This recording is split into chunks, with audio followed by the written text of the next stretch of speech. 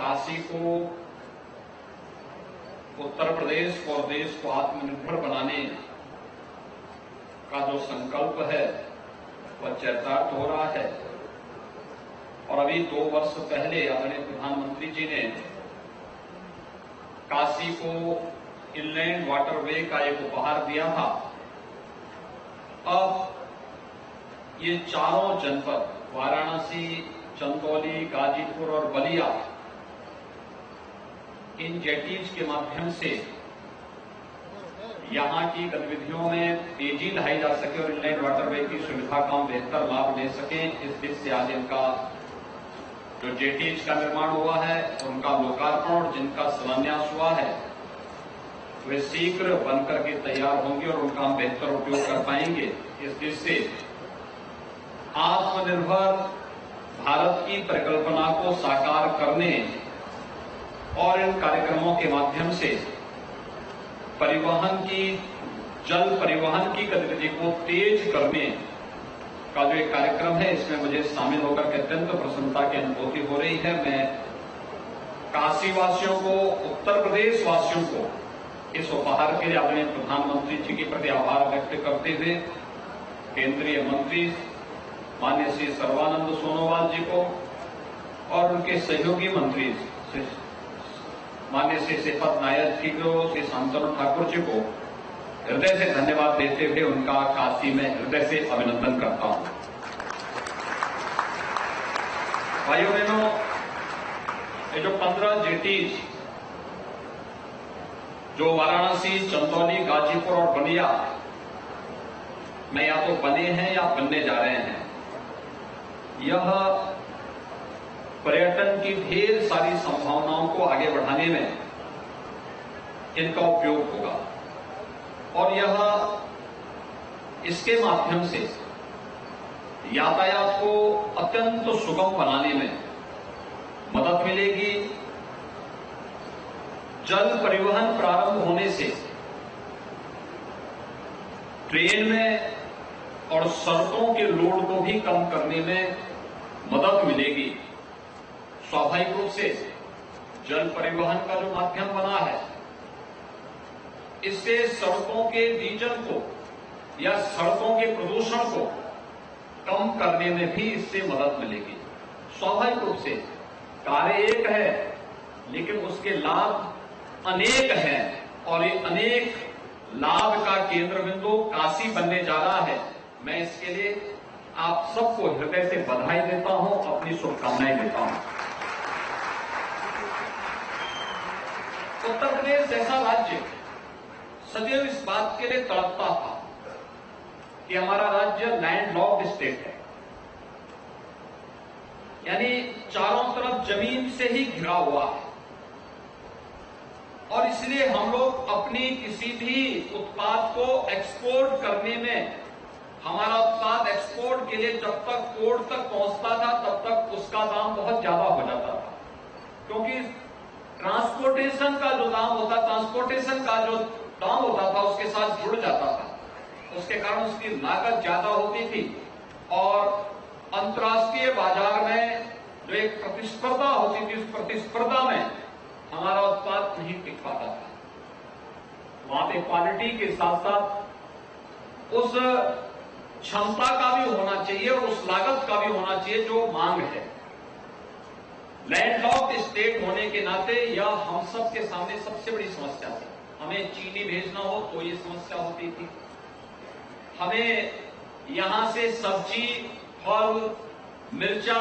इन सबको भेजना होता था तो इसमें भी परेशानी होती थी। हमें यहां पे परंपरागत उत्पाद, एमएसएमई का सबसे बड़ा केंद्र देश के अंदर उत्तर प्रदेश है। 90 लाख सूक्ष्म लघु मध्यम उद्यम के हमारे पास यहां पर उद्यमी हैं, उतने उद्योग लगे हैं, लेकिन उनके उत्पाद को हम उत्तर प्रदेश के बाहर, देश के अन्य भागों में या दुनिया के बाजार में पहुंचाने में इसलिए विफल होते थे क्योंकि हमारी लागत ज्यादा हो जाती थी। पोर्ट तक पहुंचते पहुंचते उसकी लागत काफी ज्यादा हो जाती थी और परिणाम था धीरे धीरे करके उत्तर प्रदेश का जो किसान, जो हमारे परिवहन मंत्री बता रहे थे कि बचपन में यहाँ की नदियों से जल परिवहन की सुविधा होती थी। कोयला आता था, यहां से गुड़ और शुगर यहां से बाहर जाता था, फल और सब्जियां भी बाहर जाता था, अनाज खाद्यान्न भी यहां से बाहर जाता था। लेकिन धीरे धीरे करके नदियों में, चूंकि हिमालय से आने वाली नदियों में सिल्ट काफी बड़े पैमाने पर आता है, बरसात के समय खासतौर पर बहुत आने के कारण उनको डिसिल्टिंग नहीं किया गया और परिणाम रहा कि नदियां छिछली होती गई, उसका दायरा बढ़ता गया और जल परिवहन की सुविधा को सड़क परिवहन ने ले लिया, अन्य परिवहन के माध्यमों ने ले लिया। वह महंगा भी था और साथ साथ प्रत्येक नागरिक के लिए उतना सुगम भी नहीं था और परिणाम रहा यहां का उत्पाद यहीं तक सीमित रह गया।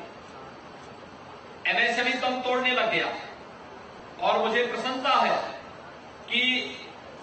आदरणीय प्रधानमंत्री जी के हम आभारी हैं कि उन्होंने इनलैंड वाटरवे यानी जल परिवहन का पहला मार्ग वाराणसी से हल्दिया के बीच में दिया और ये उन्होंने अपने कर कदमों से यहां उद्घाटन भी किया और इसका परिणाम क्या रहा कि अकेले यहां से हम लोगों ने जो वन डिस्ट्रिक्ट वन प्रोडक्ट के माध्यम से वाराणसी जनपद से ओडीओपी के जो सामान यानी वन डिस्ट्रिक्ट वन प्रोडक्ट के सामान यहां से एक्सपोर्ट हुए, यहां से जो बाहर भेजे गए, जिनका निर्यात हुआ, ये 3,700 करोड़ रुपए का निर्यात अकेले वाराणसी से हुआ है,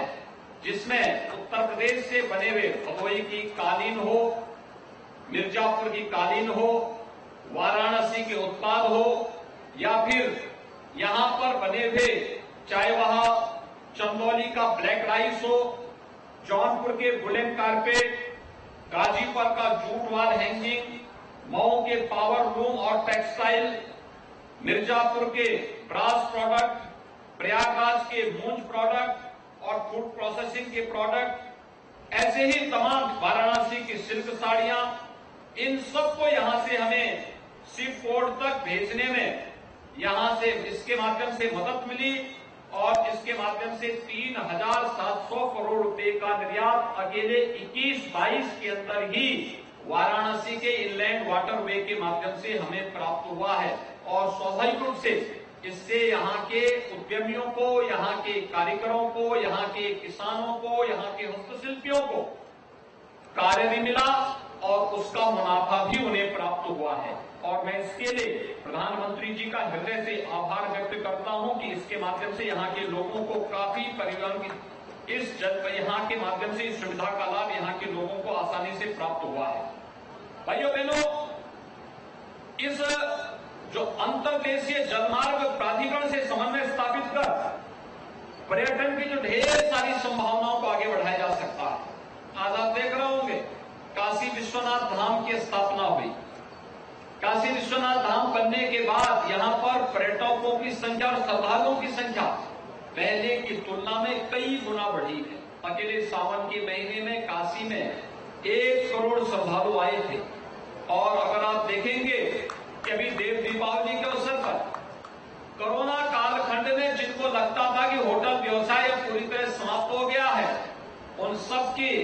भावनाएं गलत साबित हुई। आपने देखा होगा देव दीपावली के लिए या उससे पहले काशी विश्वनाथ धाम बनने के बाद से ही होटल सभी फुल बुक चल रहे हैं। केवल होटल व्यवसायी नहीं, टैक्सी से जुड़े हुए लोग, सामान्य व्यापारी, रेस्टोरेंट और अन्य पूरे मार्केट पे इसका असर पड़ा है। लोगों को बहुत अच्छी सुविधा मिली है, रोजगार मिला है और इन सभी सुविधाओं को आगे बढ़ाने में यहां मदद मिली है और ये इनलैंड वाटरवे नंबर 1 प्रारंभ होने से जो वाराणसी का महत्व है और वाराणसी के माध्यम से जो आसपास के क्षेत्र हैं, विंध्यवासिनी धाम है, प्रयागराज है, अयोध्या है, सारनाथ है, कुशीनगर है और इको टूरिज्म के जो साइट हमारे पास चंदौली और सोनभद्र में मौजूद हैं, इन सब तक पर्यटकों के और श्रद्धालुओं के आने के लिए एक सुगम यातायात का मार्ग भी हमें इस जल परिवहन के माध्यम से यहां पर प्राप्त हुआ है। मुझे बताते हुए प्रसन्नता है कि राज्य सरकार ने भी यहाँ पर पर्यटन की सुविधा को बढ़ाने के लिए भागीरथी क्रूज व अलकनंदा क्रूज की ये सुविधा यहाँ पर उपलब्ध कराई है, जिसमें लगभग 80 से 90 यात्री प्रति क्रूज उसमें बैठ सकते हैं। उसके माध्यम से सुविधा का लाभ प्राप्त हो सकता है। और आज मुझे प्रसन्नता है कि यहाँ पर उत्तर प्रदेश से, वाराणसी से असम स्थित बोगीबील के मध्य 4000 किलोमीटर की लंबाई में गंगा जी और ब्रह्मपुत्र नदी के मध्य इंडो बांग्लादेश प्रोटोकॉल रूट का निर्माण किया जा रहा है। इसके माध्यम से बोगीबील में जेटीज के निर्माण और आधारभूत संरचनाओं के विकास की जिन सुविधाओं को आगे बढ़ाया जा रहा है, यह इस परिवहन की सुविधा के परिवहन के माध्यम से पर्यटन और साथ साथ कार्गो की सुविधा को आगे बढ़ाने में इसके माध्यम से तमाम प्रकार की सुविधाएं यहां लोगों को प्राप्त होगी। वाराणसी में गंगा जी में रोरो फेरी सर्विसेज का संचालन भी